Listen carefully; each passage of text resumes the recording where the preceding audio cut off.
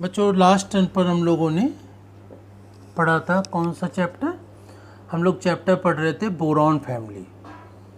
13 group elements, group 13 के elements जो होते हैं उनको डिस्कस कर रहे थे, जिसमें कि boron, aluminium, gallium, indium, thallium आते हैं। इसमें बोरॉन की प्रॉपर्टीज़, इस ग्रुप के करैक्टर्स क्या होते हैं, बोरॉन की प्रॉपर्टीज़ क्या होती, बोरॉन की स्पेशलिटी क्या होती है, बोरॉन के असंगत व्यवहार या एबनॉर्मल प्रॉपर्टीज़ क्या होती है, और बोरॉन और एल्युमिनियम के जो गुण का अंतर होता है, जबकि बोरॉन एल्युमिनियम एक ही ग्रुप के हैं और एक ही ग्रुप के होने के कारण इनके करैक्टर एक जैसे होने चाहिए लेकिन अलग अलग होते हैं। इस सब को हम लोगों ने पढ़ा था। और इसके पश्चात बोरॉन के दो यौगिकों को भी डिस्कस किया था। बोरॉन के दो यौगिक कौन कौन से डिस्कस किए थे? Number 1 boric acid, number 2 borax. Boric acid और बोरेक्स, इन दो कंपाउंडों को हमने डिस्कस किया था, दो कंपाउंड्स। तो इसके पश्चात अब इसी में बोरॉन के हाइड्राइड्स को डिस्कस करते हैं। बोरॉन के हाइड्राइड्स, ठीक है ना। तो आज बोरॉन के हाइड्राइड्स डिस्कस करते हैं, जिसमें बोरॉन के साथ बोरॉन हाइड्राइड का मतलब जिसमें बोरॉन के साथ बी के साथ एच लगा होगा, मतलब हाइड्रोजन लगा होगा। बोरॉन हाइड्राइड का मतलब बोरॉन के साथ बी के साथ एच मतलब हाइड्रोजन लगा होगा, यही कहलाएगा बोरॉन हाइड्राइड। अब बोरॉन के साथ अलग अलग संख्या में, बोरॉन के साथ अलग अलग संख्या में हाइड्रोजन लगते हैं, ठीक है ना। और बोरॉन के हाइड्राइड्स कई प्रकार के होते हैं, कोई एक नहीं है, बहुत से प्रकार के हाइड्राइड्स होते हैं बोरॉन के। अब बोरॉन के वो हाइड्राइड्स कौन कौन से हैं कॉमनली, और इनका नामकरण, जब बोरॉन के हाइड्राइड्स हैं कई होते हैं तो अलग अलग बोरॉन के या एक ही संख्या के बोरॉन के साथ अलग अलग प्रकार संख्या में हाइड्रोजन जुड़ते हैं, तो उनका नामकरण कैसे किया जाएगा, नाम कैसे लिखा जाएगा? जब एक ही प्रकार के एक ही बोरॉन है और हाइड्रोजन जुड़े हैं, बस अलग अलग संख्या में हो, तो उनका नेमिंग कैसे किया जाएगा, उनका नॉमेनक्लेचर या नामकरण की प्रक्रिया क्या होगी, वो भी हम लोग आज पढ़ेंगे।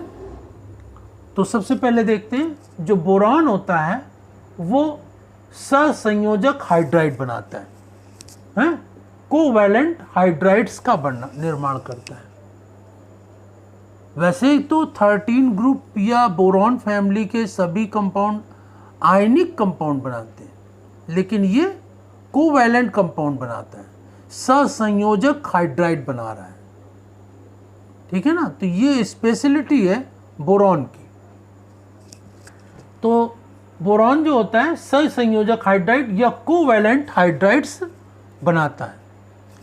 अब इसमें बोरॉन के जो कोवैलेंट हाइड्राइड्स हैं, सहसंयोजक हाइड्राइड हैं, जैसे कि B2H6, B4H10, B5H9, B5H11, B6H10, B10H14, तो इस प्रकार से बहुत से प्रकार के ये बोरॉन के हाइड्राइड हैं। अब जो बोरॉन के हाइड्राइड्स होते हैं उनको हम बोरेन्स कहते हैं।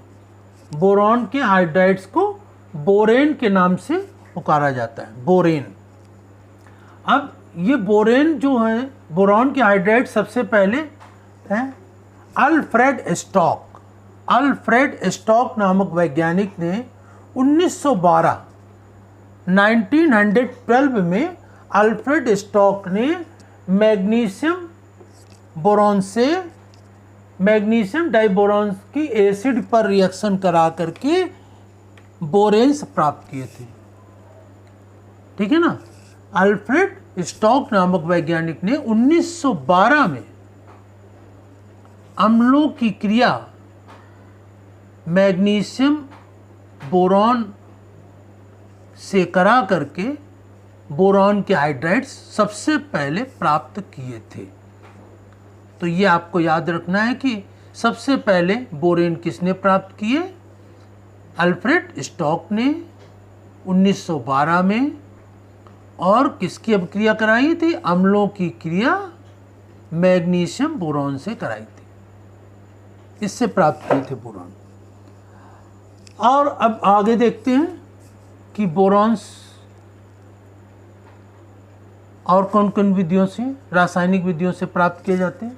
Number 1, lithium aluminium hydride LiAlH4, lithium aluminium hydride की क्रिया बोरान ट्राइक्लोराइड BCl3 के बोरान ट्राइक्लोराइड से क्रिया किसकी कराते हैं? लिथियम एल्युमिनियम हाइड्राइड की ईथर की प्रेजेंस में कराते हैं। तो ये क्या बॉन्ड प्राप्त होता है? B2S6 boron hydride aluminium chloride और LiCl लिथियम क्लोराइड प्राप्त होता है। इसी प्रकार से ये NaBH4 सोडियम बोरोहाइड्राइड की क्रिया बोरान ट्राइफ्लोराइड से कराते हैं। तो क्या प्राप्त होता है? NaBF4 और B2S6 मतलब बोरान हाइड्राइड प्राप्त होता है। तो ये NaBH4 क्या है?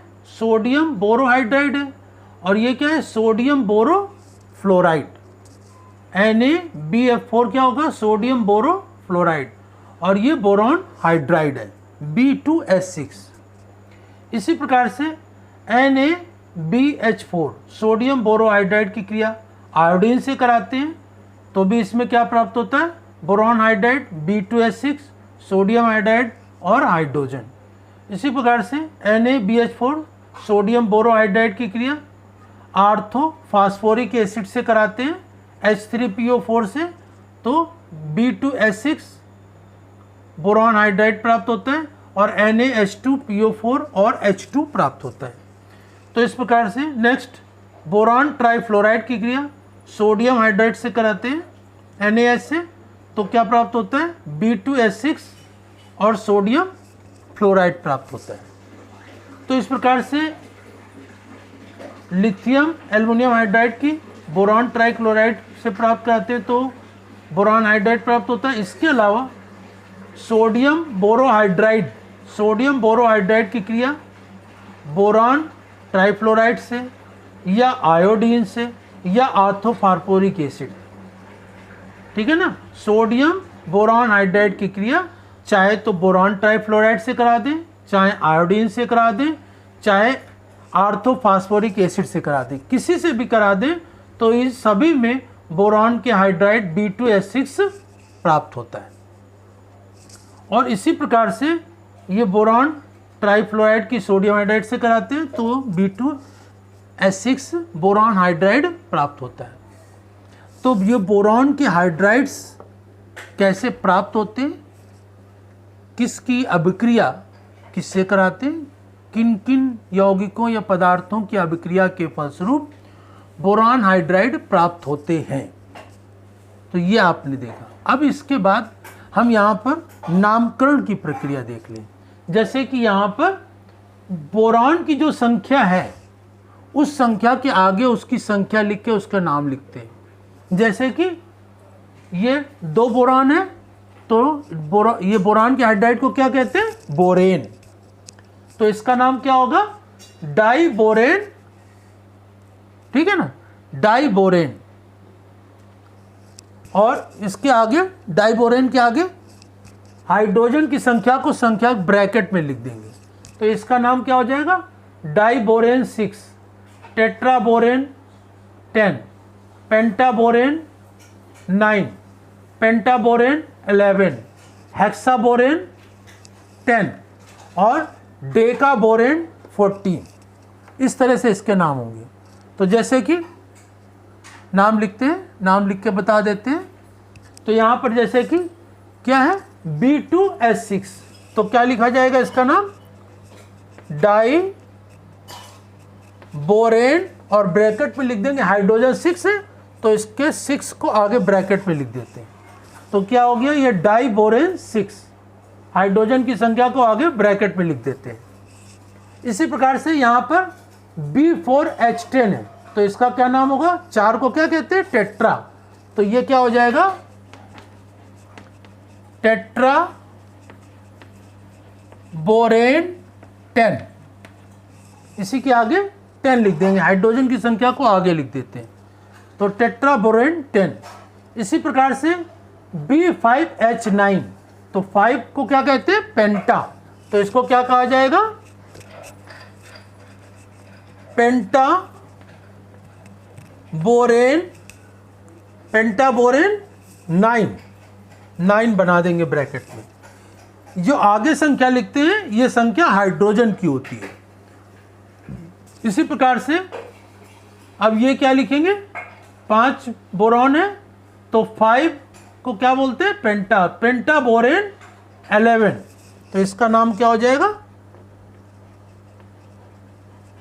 पेंटा बोरेन 11। इस तरह से ब्रैकेट में लिख देंगे हाइड्रोजन की संख्या। तो ये हो गया डाइबोरेन 6, ये हो गया टेट्राबोरेन 10, और ये हो गया पेंटाबोरेन 9, और ये हो गया पेंटाबोरेन 11। अब इसके बाद B6H10, तो इसका नाम क्या होगा, 6 को क्या बोलते हैं, हेक्सा, तो ये हो जाएगा हेक्सा बोरेन, और हाइड्रोजन है 10, तो आगे ब्रैकेट में 10 लिख देंगे, हेक्सा बोरेन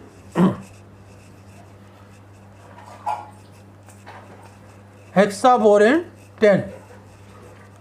और इसी के बाद लास्ट में क्या है, B10H14, तो 10 को क्या कहते हैं, डेका, तो ये क्या आएगा, डेका बोरेन 14, तो ये होगा डेका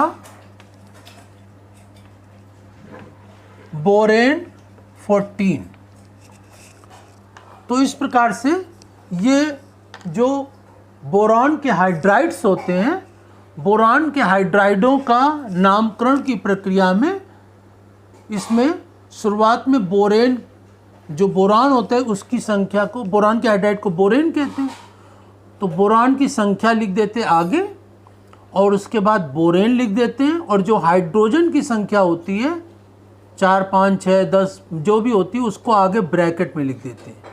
तो इस तरह से बोरॉन के जो हाइड्राइड्स होते हैं उनका नामकरण किया जाता है। तो यहाँ पर हमने बोरॉन के हाइड्राइड कितने लिखे हैं, 1, 2, 3, 4, 5, 6, और इन्हीं के सभी के यहाँ पर नीचे नाम लिख दिए। पहला है ये कौन सा, डाइबोरेन 6, टेट्राबोरेन 10, पेंटाबोरेन 9, फिर पेंटाबोरेन 11, फिर है हेक्साबोरेन 10, और ये है डेकाबोरेन 14।